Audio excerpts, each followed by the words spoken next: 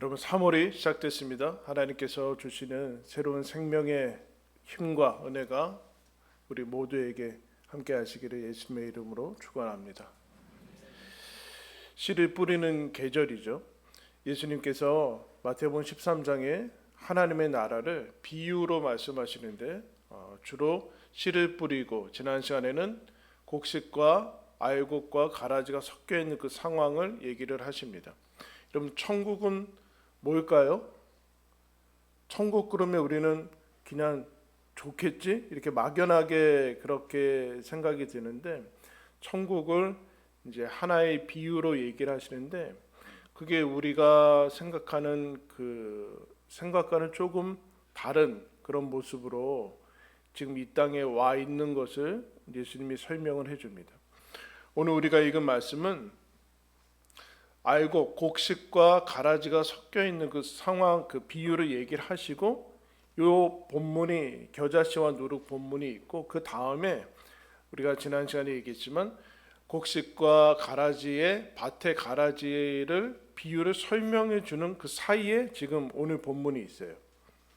그러니까 왜 이거를 떨어뜨려 놨을까? 왜 중간에 이것을 해놨을까? 그럼 천국이 어떤 모습으로 우리들은 와 있으면 좋겠냐면은 지금 이 말씀을 받는 이스라엘의 입장은 로마의 식민지에 있죠.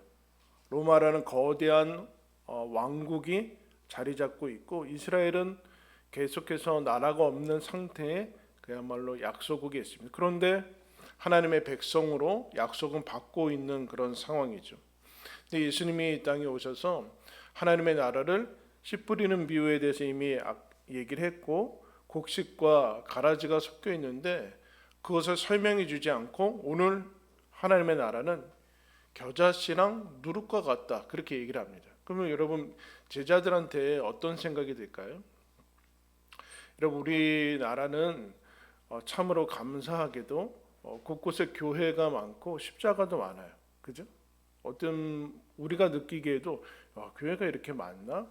라는 생각이 들 정도로 교회가 많고 여러분 하나님께서 우리나라에 은혜를 주셔서 여러분 큰 행사를 무슨 그 여의도 광장에서도 하고 몇십 년 전에는 또 큰 교회는 뭐 잠실 운동장을 빌려서 막 그렇게 하고 하는 그런 것들을 우리가 보아왔습니다.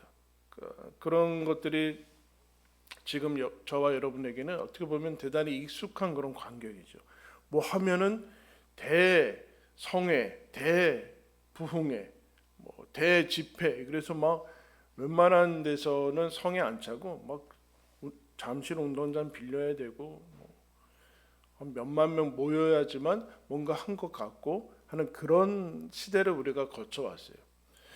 그래서 우리가 이 기독교와 하나님 나라에 대한 오해가 있을 수 있는데 여러분 지금 이 말씀을 받고 있는 상황은 예수님이 뭐 메시아라고 인정도 하지 않고 시작도 하지 않은 상태고 제자들은 다 뭐 그 당시에 종교적인 엘리트들이나 대제사장이나 바리새인들이나 이런 사람들이 아니는 어부와 그냥 어떻게 보면 하찮은 사람들이 와서 지금 이 말씀을 듣고 있어요. 근데 하나님 예수님이 천국은 겨자씨와 누룩이다 그렇게 얘기를 합니다.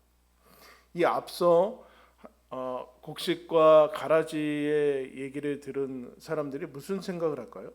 하나님의 말씀, 하나님이 그 천국을 말씀으로 임하셔서 말씀을 뿌리시고 한다는데 무슨 생각이 드냐면은 그것 가지고 되냐?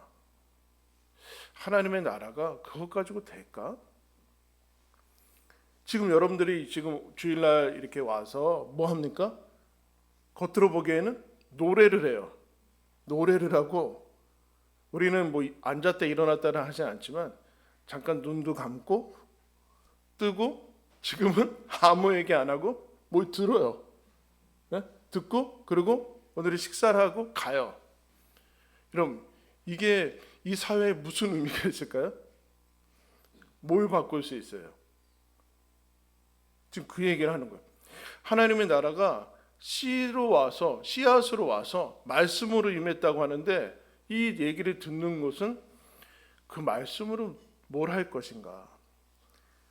세상은 힘이 세고 권세와 군사력과 그런 힘이 있어서 정복을 하고 정복을 당해야지, 정복을 할 수 있는 그렇게 돼야지만 나라가 성립이 되는데, 그 말씀으로 보이지 않는 씨앗으로 와서 하나님의 나라가 그렇게 미미하게 와도 되는 거야. 또 의문스러운 것은 또 원수가 와서 가라지를 뿌리고 간대요. 이게 뭐 하나님의 나라가 생존을 할 수 있을 것인가? 그런 의문들이 들죠. 좀 더 강력한 방법으로 와서 하나님께서 하나님의 나라를 이 땅에 이제 설립하셔야 되는 거 아닌가라고 그런 의문이 드는데, 예수님은 더 나아가서 뭐라고 하는가? 하나님의 나라가 뭔지 아느냐? 여러분 31절에 또 비유를 들어 이르시되 천국은 마치 사람이 자기 밭에 갖다 심은 겨자씨 하나 같으니. 여러분 겨자씨 보신 적 있으세요? 그죠? 근데 씨앗은 봤을 거 아니에요. 살아오면서 씨앗 같은 거는 하나씩 봤을 거 아니에요. 씨앗이 어느 정도예요? 그냥 쌀 한 톨만 해요, 여러분. 쌀 한 톨보다 작은 것도 있고, 그 정도라는 거예요. 하나님의 나라가 겨자씨 한 알, 그것도 한 알이라고 얘기를 하고 있어요. 그런데 이 겨자씨가 모든 씨보다 작되 후에는 풀보다 커서 나무가 되며 공중의 새들이 와서 그 가지에 깃든다. 겨자씨와 같다. 천국이 겨자씨와 같다. 일단 여기서부터 우리는 별로 마음에 안 들죠. 너무 작아요. 하나님의 나라가 하나님께서 주관하시고 하나님께서 통치하시는 나라인데 작다라나 작다. 근데 이 겨자씨가 자라고 생명이 있다라고 얘기를 하고 나무로 큰다라고 얘기하고 있지만, 천국을 그 큰 나무라고 하지 않고 겨자씨라고 얘기를 하고 있어요. 그러니까 작다라고 얘기를 하고 있습니다. 작다. 근데 여러분, 작은 것을 우리는 하찮고 가치가 없고 보잘것없는, 그렇게 치부되는 시대에 살고 있어요. 대량, 대규모 이런 것들이 이런 게 우리한테도 큰 것과 많은 것이 곧 좋고 가치가 있는 것이라는 것이 우리 속에 뿌리 깊게 박혀 있어요. 소규모로 소는 뭘 할 수 있을까라는 생각이 드는데, 여러분 여기다 이제 오늘은 공동체 예배에서 아이들과 함께 다 예배를 드리는데, 아이들은 이런 모든 사람은 다 점으로 시작하죠. 안 보여서 요즘에는 의료 기술이 발달해서 초음파로 볼 수는 있지만 육안으로 보이지 않는 그런 크기로 사람은 여러분 시작을 합니다. 그죠? 우리가 아기를 처음 봤을 때는 그래도 어느 정도 자라서 이제 출산을 한 다음의 상태를 보는 것이지, 시작은 그렇지 않잖아요. 점으로 시작해서 눈에도 보이지 않는 그런 상태로 시작해서 아기가 나오고, 아기가 우리 유치부 되고 초등부 되고 아까처럼 어린이, 청소년, 청년 돼서 이제 어른의 모습으로 여러분 가게 되죠. 근데 여러분 그 점에서 이렇게 자라나가는 것을 보여 생명이기 때문에 그렇죠. 생명이기 때문에 겨자씨와 같이 생명을 품고 자란다라는 것을 얘기를 합니다. 그 두 번째 33절에 보면 또 비유로 말씀하시되 천국은 마치 여자가 가루 서말 속에 갖다 넣어 전부 부풀게 한 누룩과 같다. 누룩 보신 적 있으세요? 예전에는 뭐 베이킹 파우더 뭐 이렇게 얘기했죠. 밀가루도 정제된 거라서 하얀데 베이킹 파우더도 하얘요, 여러분. 이게 밀가루인지 아닌지 몰라요. 그냥 섞으면 이제 조금 섞죠. 조금 섞으면 이제 그것이 이렇게 부풀어서 빵이 되는 것을 보게 돼요. 우리 아이들은 그거 본 적 있는지 모르겠어요. 달고나 아나? 달고나는 알죠? 달고나 설탕으로 이렇게 하다가 마지막에 뭐 넣어요? 그렇죠. 그거 어느 정도 넣어요? 한 스푼 넣나요? 한 스푼 넣으면 써서 못 먹잖아요. 그냥 젓가락으로 살짝 찍어서 이렇게 하면 어떻게 돼? 부풀어요. 뭐 그 얘기를 하는 거예요 지금. 그 조그만 작은 양이 부푼다. 전체에 퍼지게 된다라는, 스며든다. 근데 하나님의 나라가 그 스며들어서 부푼 반죽이라고 하지 않고, 그 양에는 거의 그 전체 반죽의 양과는 비교되지 않은 적은 누룩이다, 그렇게 얘기를 하고 있습니다. 이 두 가지의 특징은 뭘까요? 일단은 크기가 작고 양도 작아요. 여러분, 거대하고 거대해야지만 세 보이고 있는 것 같고 커 보이고 영원할 것 같죠. 영원할 것 같은 그런 모습으로 우리들한테 다가와요. 거기에 압도당해야 되죠. 여러분, 이 시대의 로마의 이제 모습들은 곳곳에 대형 도시에다가 로마 황제의 신전을 짓습니다. 신전을 져요. 아주 화려하게 져요. 화려하게. 이스라엘은 그래도 이스라엘의 그 유대교를 그래도 그 식민지하에 존중해줘서 성전을 져서 그 이제 피지배층의 환심을 조금은 세워주지만, 여러분 로마의 곳곳에는 다 황제의 신전을 지어서 로마 황제한테 신으로 경배하게끔 다 만들어 갑니다. 근데 그 신전들이 다 커요, 여러분. 화려하고 큰 모습이에요. 근데 아무런 것도 없는 그 하나님의 나라가, 그뿐만 아니라 로마가 그 놀라운 그 군사력으로 전 세계를 다 지금 그야말로 로마 지배층으로 받고 있는데, 거기에서 여러분 하나님의 나라가, 하나님께서 진짜 살아계시는데 겨자씨와 누룩 가지고는 어떻게 해요? 별 볼 일 없을 거 아니에요. 이게 되냐라는 생각이 드는. 말씀으로 뭐 그거 가지고 그게 무슨 힘이 있냐라는 그 얘기를 지금 예수님이 해 나가는 거예요. 근데 이것은 무슨 얘기를 하고자 하는 건가? 겨자씨에서, 여러분 겨자씨 나무를 상상할 수는 없어요. 여러분들이 씨앗을 이렇게 주고 구별해내라, 그건 농부만 할 수 있지, 그거 보고서는 이 씨앗이 배추가 될 것인지, 이 씨앗이 뭐 자라서 배나무가 될 것인지는 서로 연관되지 않는다래. 연관되지 않는다. 이 누룩의 반죽과 빵을 연관시킬 수 없다라는, 연관시킬 수 없다. 즉 무슨 얘기인가? 하나님의 나라는 지금은 우리가 보기에 알 수 없고 그 어떤 모습이 될지는 볼 수 없다라는. 지금과 나중을 연결하기가 쉽지 않다. 그런데 지금은 겨자씨와 누룩의 모습으로 와 있다. 근데 누룩과 겨자씨가 결론도 아니고 전부도 아니다. 시작일 뿐이다. 그런 얘기를 하고요. 나중에는 전혀 다른 모습으로 나올 것이다. 여러분, 우리가 이게 자꾸 속는 이유는 무엇인가? 지금 보이는 게, 나한테는 보이는 게 전부라고 생각이 들거든요. 보면은 이게 전부라고 생각이 들어요. 우리 아이들 있지만 여러분들 가끔 저도 옛날 사진들 보면은 이 아이가 지금의 모습인가? 다른 아이 아닌가? 그런 생각이 들어요. 어떻게 이렇게 컸고 자랐나? 그런 생각들이 들어요. 아이들 자라는 거 보면 아주 감사하고 신기한데, 근데 그때는, 지금 이 모습은 아이들 성장하는 모습뿐만 아니라 수준도 다음이 상상이 잘 안 돼요.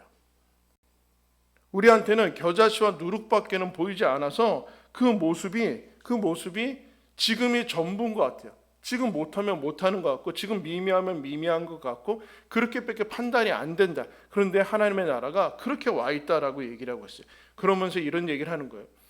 천국이 겨자씨와 누룩으로 와 있어도 너희들은 하찮아서, 작아서, 적어서, 미미해 보여서 흔들리면 안 된다. 속으면 안 된다. 지금 커 있는 나무, 큰 반죽 따라 나서서는 안 된다. 겨자씨와 누룩을 지켜나가야 된다. 그런 얘기를 이제 하게 됩니다. 그러면 겨자씨가 나중에 자라서 나무가 되고 그 누룩으로 인해서 반죽 전체가 부푸는데, 그 나중에 나무와 그 반죽은 어떤 영역에 있는가? 지금 현실에서는 안 보이고 믿음의 영역에 있다. 믿음의 영역. 그래서 하나님께서 믿음을 그냥 맹목적인 믿음이 아니라 하나님의 나라를 상상하라고 뭘 주시는가? 약속을 주세요. 말씀을 주세요.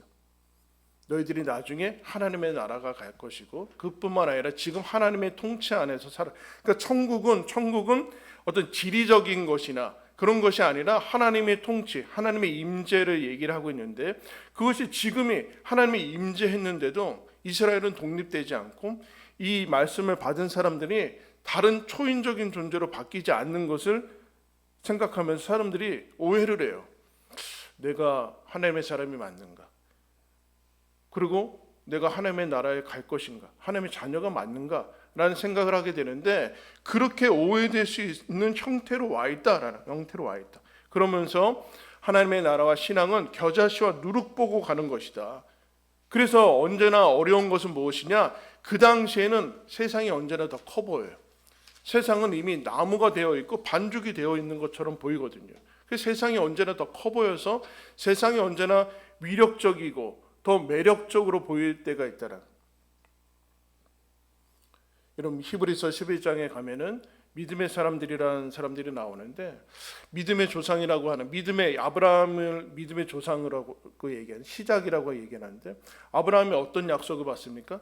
너로 말미암아 천하 만민이 복을 받을 것이고 너는 열국의 아비가 될 것이다. 그런데 여러분, 하나님께서 이스라엘 아브라함에게 열국의 아비인 아브라함한테 아들을 이삭 한 명을 줍니다. 약속의 자손이다. 그리고 아브라함은 떠나요.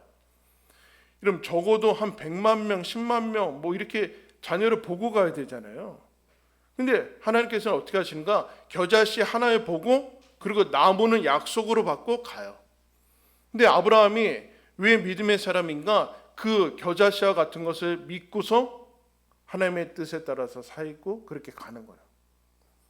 우리는 약속이 아닌 그냥 나무를 받고 부푼 것을 받았으면 좋은데 하나님의 나라가 그렇게 와 있지 않다라는, 그렇게 와 있지 않다. 그 다음에 여러분, 이스라엘의 민족의 지도자라고 하는 모세가 있습니다. 모세가 여러분 어디서 자라요? 애굽의 왕자로 자라요. 애굽에서 40년 왕자로 자라는데, 이런 그 당시에 애굽은 여러분 강대국이고 이스라엘, 자기가 갖고 있는 민족은, 이스라엘은 노예입니다. 노예. 어디가 당연히 더 흠모할 만하고 세 보입니까? 애굽이죠. 근데 하나님의 백성은 노예로 지금 자리 잡고 있어요. 하나님께서 모세를 택한 다음에 애굽을 정복하지 않고 애굽에서 출애굽을 시키십니다. 늘 우리가 기억해야 돼요. 애굽을 정복하지 않아요. 애굽을 여러분 유토피아로 만들거나 천국으로 만들지 않고 출애굽을 시켜서 다른 나라로 옮기십니다. 누구를요? 이스라엘 백성을. 근데 이 모세가 부르심을 받죠. 그때 어떤 선택을 했을까요?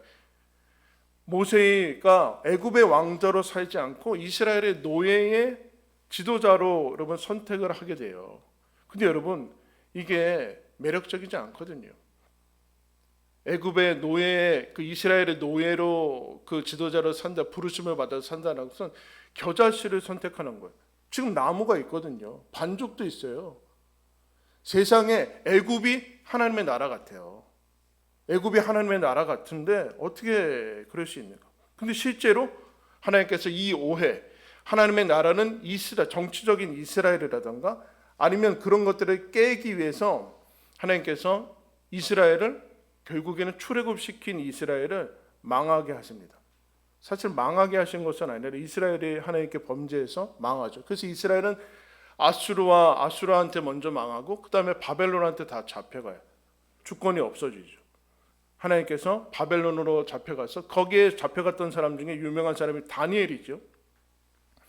여러분, 이스라엘이 이게 풀 수가 없어요. 하나님의 나라가 하나님의 나라라고 자기들이 확신을 했거든요. 근데 어떻게 망할 수 있는가? 근데 하나님의 나라는 망하지 않았죠. 이스라엘이라는 정치적인 나라만 없어진 거예요. 하나님의 백성들은 계속되고 있는 것을 보게 돼요. 그래서 포로로 잡혀간 다니엘이 하나님께 물어요. 하나님, 이 땅이 언제까지 우리가 고통을 받아야 되고 저 이방 나라가 마치 위세를 떨치고 있어야 됩니까? 근데 하나님께서 다니엘이 기도할 때 어떤 응답을 주냐면은 바로 나라가 망할 것이다. 그런 얘기가 아니라 먼 얘기를 하세요. 다니엘 7장에 이렇게 얘기합니다. 내가 밤 환상 중에 보니 인자 같은 이가 하늘을 구름을 타고 와서 옛적부터 항상 계신 이에게 나와 그 앞으로 인도되며 그에게 권세와 영광과 나라를 주고 모든 백성과 나라들과 다른 언어를 말하는 모든 자들이 그를 섬기게 하였으니 그의 권세는 소멸되지 아니하는 영원한 권세요 그의 나라는 멸망하지 아니할 것이라. 너무 뜬구름 잡는 거죠. 지금 하나님, 다니엘이 원하는 것은 하나님, 바벨론이 망하고 우리나라가 해방돼야 되는 거 아닙니까? 근데 하나님께서는 어떤 응답을 주는가? 멀리 예수님까지 가는 거예요. 예수님이 오셔서 예수님이 가져오신 하나님의 나라는 영원할 것이고 멸망하지 않을 것이고 그 얘기를 하게 돼요. 무슨 얘기일까요, 여러분? 다니엘은 근데 다니엘이 그 해방되는 것을 못 보고 가죠. 근데 결국 어떻게 돼요, 여러분? 그 당시에 바벨론이 위세를 떨치는 것 같고 하나님의 나라는 하나님의 통치는 없는 것 같고 임재는 없는 것 같고 미력하고 그런데 역사를 크게 보세요. 아수르도 없어지고 바벨론도 없어집니다. 로마도 없어지죠. 로마 하나님께서 이스라엘이 이제 예수님이 구원하신 다음에 그 구원 사역을 일으키시고 나서 무려 제자들은 예수님이 바로 재림할 줄 알았나 봐요. 그래서 복음서도 쓰지 않았어요, 여러분. 기록할 필요가 없고 예수님이 바로 올 것이다라는 그런 환상을 가지고 있었는데 그렇지 않고 이스라엘은 독립하지도 않고 로마의 핍박은 무려 300년이나 가까이 갑니다. 거기에서 이상하죠. 하나님의 나라. 그런데 놀라운 것은 하나님의 예수 그리스도를 믿는 백성은 계속해서 늘어나고 이스라엘을 넘어서 사마리아와 계속해서 열방으로 넘어갑니다, 여러분. 깨달아야 되는 것이죠. 하나님의 나라는 지리적인 것이나 아니면 정치적인 것이나 아니면 어떤 계층에 대한 것이나 그런 것이 아니라 계속해서 자라나가고 퍼져나가고 스며드는 것을 보게 돼요. 모든 계층, 모든 지역을 넘어서고 모든 세대를 넘어서 하나님의 나라가 계속했죠. 그래서 그 로마가 망해져야 돼, 망할 것 같은, 망해야지만 하나님의 나라가 임할 것 같은데 그렇지 않고 로마는 계속해서 핍박해도 하나님의 나라는 계속 가요. 근데 더 놀라운 사실은 여러분 기독교가 300년 지난 다음에 로마의 종교로 공인이 돼요. 놀랍죠? 핍박 당하는 종교에서 이제 어떻게 되는가? 로마에서 기독교를 안 믿으면 핍박을 당해요. 살아남을 수 없어요. 공식 이교도는 없어요. 나면서부터 다 유아세례에 등록이 돼요. 그러면서 어떤 오해를 가지게 되는가? 그동안 하나님의 나라는 로마와는 다른 하나님의 나라가 또 다른 하나님의 나라가 가게 되는 것이라고 생각했는데 이제 로마가 하나님의 나라와 동일시됐어요. 근데 여러분 나중에 로마는 망하죠. 이방 민족의 침공을 받아서 망하면서 우리가 그동안 로마가 하나님의 나라가 인식이 됐는데 그거는 착각이었죠. 팍스 로마나 로마의 평화가 계속될 것이라는 그런 환상을 깨지죠. 그때는 로마가 망했어요. 하나님의 나라가 무너진 줄 알았어요. 교회가 무너지고 이방 민족이 침공하고 타종교회에서 짓밟히게 되고 그러면 하나님의 나라가 없어졌는가? 그렇지 않죠. 로마만 없어진 거죠. 하나님의 나라는 계속되는 것을 보게 돼요. 그런데 여러분 왜 우리는 여기서 착각을 하는가? 전체 시대를 사는 사람이 없거든요. 2000년을 사는 사람이 없어요. 우리는 다 길어야 100년을 살아요. 근데 그 100년이 전부죠. 우리 인생의 전부이기 때문에 그러나 전부이지만 전부는 아니죠. 그러니까 우리는 전체를 볼 수 없어요. 우리는 씨앗을 뿌리고 열매까지는 볼 수 없어요. 사실은 우리가 보는 것은 맨날 겨자씨와 누룩과 같은 모습만 보는 거예요. 나중에 나서야 씨앗을 보는 거예요. 제자들 12제자들 기독교가 여러분 왕성해지고 교회 건물이 세워지는 것을 못 보고 갔습니다. 근데 어떻게 됐어요? 나중은 믿음과 약속의 영역이라고 했어요. 그것을 믿고 여러분 가는 거죠. 누룩과 겨자씨의 특징은 작고 보잘것없지만 하나님께서 어떻게 하시는가? 자라게 하세요. 자라게 하세요. 자라게 하시죠. 여러분 생명이 있으면 자라죠. 근데 생명이 없으면 시간이 지나면 죽어요. 그러니까 시간 속에서 하나님께서 이 시간이라는 것을 통해서 하나님께서 일하시는데 시간이 중요한 게 아니라 생명이 있냐라는 거예요. 하나님이 그 안에 겨자씨와 누룩과 같은 하나님의 나라를 주셨는가? 그래서 그것이 있는 것은 시간이 지나면 자라고 성장할 거예요. 그러나 그렇지 않으면 소멸될 것입니다. 시간이 지나면. 그래서 세상의 세속 나라는 국호가 그런 것들이 바뀌면서 소멸이 돼요. 그러나 하나님의 나라는 계속되고 세상 끝날까지 계속해서 마침내는 완성이 될 것이다. 시간이 지나면 누룩은 발효가 될 거예요. 그러나 여러분 그 안에 생명이 없으면 시간이 지나면 썩을 거예요. 시간이 지나면 썩을 거예요. 여러분이 우리 모두가 죽음을 통과하게 될 건데 우리의 육신은 썩을 거예요. 그러나 하나님께서 우리 가운데 하나님의 약속과 말씀을 주셔서 하나님의 자녀로 거듭난 사람들은 시간이 지나고 죽음을 통과하고 나면 부활에 이르게 것이에요. 근데 지금은 마치 죽음이 우리를 삼키는 것 같고 겉사람은 점점 낡아지고 세속나라가 위력을 떨치는 것 같고 세상이 더 커 보이는 것 같고 이 믿음은 별로 힘을 못 발휘하는 것 같고 신앙이 무의미해 보이고 더 나아가서 나는 너무나 하찮아 보이고 가치 없어 보이고 폼나 보이지 않고 그래서 우리도 폼나 보이게 하려고 그러는데 여러분 그게 우리의 신앙과는 별로 상관이 없어요. 세계에서 몇 나라, 우리나라에 포함해서 몇 나라 빼고는 기독교는 다 소수 종교예요, 여러분. 역사의 자취를 감추고 있고 원래의 자리로 돌아가는 거예요. 작아야 된다라든가 힘이 없어야 된다라는 것이 아니라 하나님께서 그 같은 모습으로도 실패하지 않고 하나님의 뜻을 이룬다라는 거예요. 그러니까 여러분 큰 거와 어떤 보이는 것에 속으면 안 된다. 마침내 하나님께서는 하나님의 나라를 완성할 것이다. 결국엔 생명이냐 하나님의 나라에 속한 것이냐의 문제, 속한 것이냐. 시편 145편 13절에 하나님이 이런 얘기합니다. 주의 나라는 영원한 나라이니 주의 통치는 대대에 이르리로다. 이게 우리들한테 어떻게 다가오는가? 우리의 인생은 그렇게 멋있는 것 같지도 않고 초라해 보이고 이렇게 살아도 되나? 이것 가지고 뭐 하나? 내가 이렇게 한번 예배에 참석해서 뭐 하나? 내가 기도한다고 무슨 일이 생기나? 이런 것에 여러분 계속해서 걸려 있어요. 우리가 이렇게 예배 드리는데 우리나라에서 무슨 의미가 있을까? 어떤 것이 하나님의 나라를 살 것인가? 이게 될까? 이거 가지고 되나? 라는 생각이 들 때 하나님께서 뭐라고 하시는가? 된다.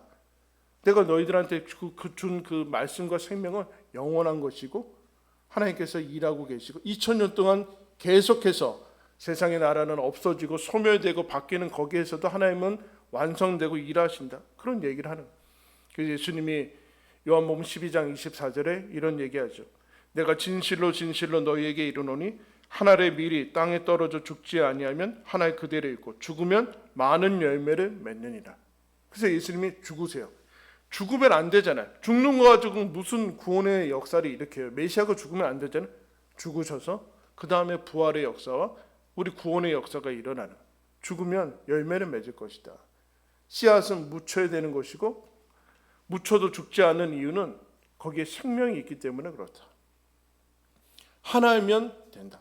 하나로도 가능하다라. 하나입니다.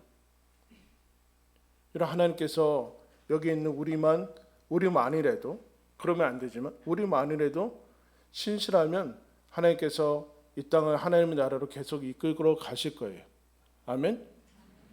더 커질 필요도 없고 더 커져야만 일을 할 수 있는 것도 아니에요.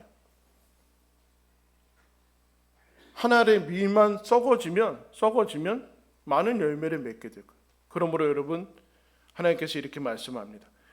갈라디아서 6장 9절에 우리가 선을 행하되 낙심하지 말지니 포기하지 않으면 때가 이름에 거둘 것이다.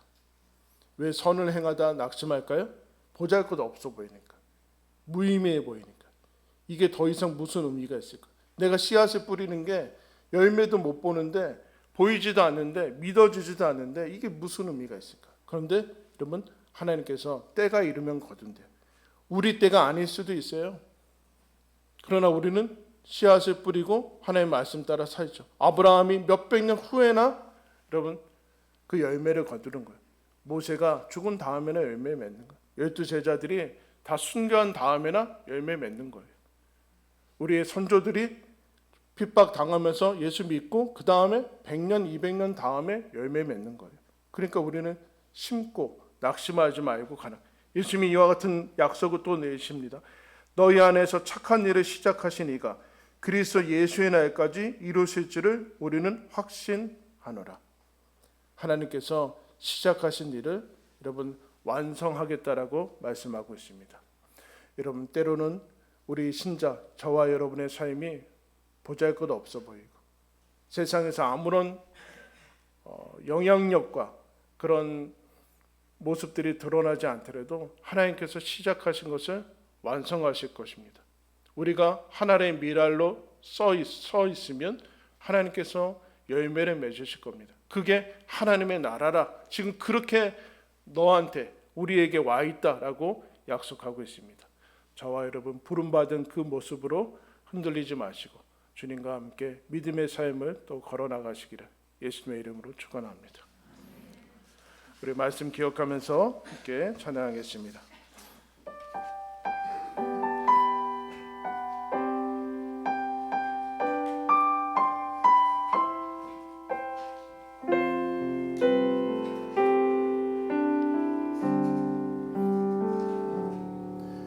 이곳에